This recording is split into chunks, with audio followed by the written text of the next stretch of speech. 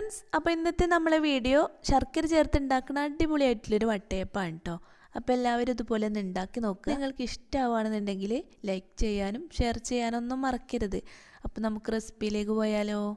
ഞാനൊരു കപ്പ് പച്ചരി വെച്ചിട്ടാണ് കേട്ടോ ഈ വട്ടയപ്പം തയ്യാറാക്കുന്നത്. അതുകൊണ്ട് തന്നെ ഞാനിതിലേക്ക് 3 അച്ച് ശർക്കര, 1/2 കപ്പ് വെള്ളം ഒഴിച്ചു കൊടുത്ത് നല്ലോണം ഒന്ന് ഉരുക്കിയെടുക്കുകയാണ് കേട്ടോ ആദ്യം ചെയ്യണത്.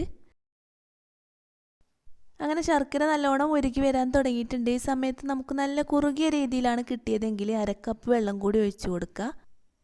ഇനി ഞാൻ ശർക്കരയിൽ എന്തെങ്കിലുമൊക്കെ അഴുക്കുകളൊക്കെ ഉണ്ടെങ്കിൽ ഒന്ന് പോകുന്നതിനായിട്ട് ഒന്ന് അരിച്ചെടുത്ത് ചൂടാറുന്നതിന് വേണ്ടി മാറ്റി വെക്കണം കേട്ടോ.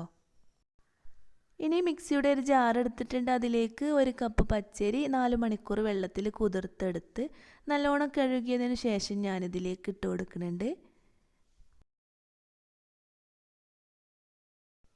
ഇനി ഞാനിതിലേക്ക് 1 കപ്പ് പച്ചരി എടുത്തുകൊണ്ട് തന്നെ 1 കപ്പ് തേങ്ങ ചിരകിയത് കൂടി ചേർത്ത് കൊടുക്കുന്നുണ്ട്. ഇനി നമുക്കിതിലേക്ക് 1 ടീസ്പൂൺ ഏലക്കയും പഞ്ചസാരയും കൂടി പൊടിച്ചെടുത്തത് ചേർത്ത് കൊടുത്തിട്ടുണ്ട്. ഇനി നമുക്കിതിലേക്ക് 1/2 ടീസ്പൂൺ ഈസ്റ്റ് ചേർത്ത് കൊടുക്കുക.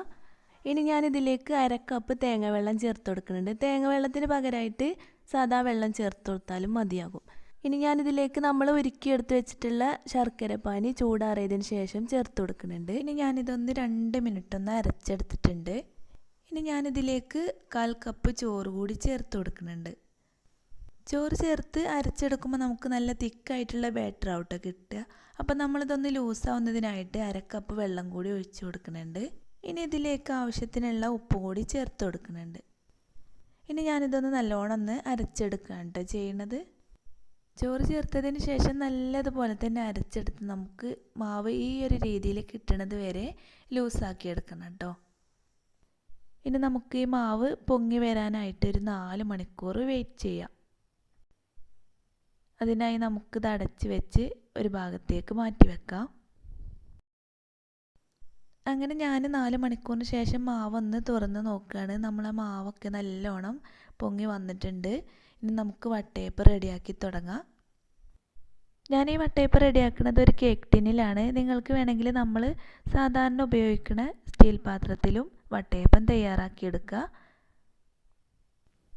മാവ് ഒഴിച്ചു കൊടുക്കുന്നതിന് മുന്നേ ആയിട്ട് ഞാൻ കുറച്ച് വെളിച്ചെണ്ണ ഒന്ന് കേക്ക് ടിന്നിൽ സ്പ്രെഡ് ചെയ്ത് കൊടുക്കുന്നുണ്ട്.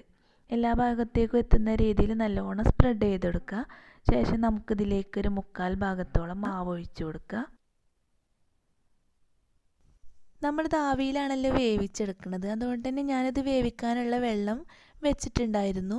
നല്ലോണം തിളച്ച് വന്നിട്ടുണ്ട്. ഇനി നമുക്കിതിലേക്കൊരു റിങ് ഇങ്ങനെ ഇറക്കി വെച്ച് കൊടുക്കുക.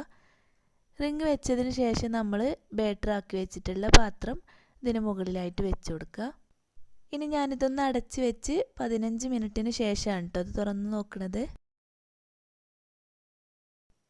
അങ്ങനെ ഞാനിതൊരു 15 മിനിറ്റിന് ശേഷം ഫ്ലെയിം ഓഫാക്കിയതിന് ശേഷം ഒന്ന് തുറന്ന് നോക്കുന്നുണ്ട്. നമ്മുടെ വട്ടയപ്പൊക്കെ നല്ല പെർഫെക്റ്റ് ആയിട്ട് തന്നെ വെന്ത് കിട്ടിയിട്ടുണ്ട്. ഇനി ഞാനിതൊന്ന് ചൂടാറിയതിന് ശേഷമാണ് കേട്ടോ നോക്കുന്നത്. ചൂടാറിയപ്പോഴേക്കും നമ്മുടെ വട്ടയപ്പൊക്കെ സൈഡിൽ നിന്നൊക്കെ വിട്ട് വരാൻ തുടങ്ങിയിട്ടുണ്ട്. ഇനി നമുക്കിതൊരു പാത്രത്തിലേക്ക് മാറ്റി കൊടുക്കാം.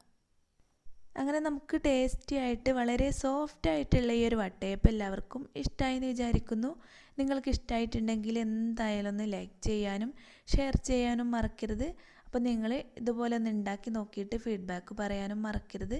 അപ്പോൾ നമുക്ക് പുതിയൊരു റെസിപ്പി വീഡിയോയുമായി വീണ്ടും കാണാം. അതുവരേക്കും എല്ലാവർക്കും താങ്ക് യു.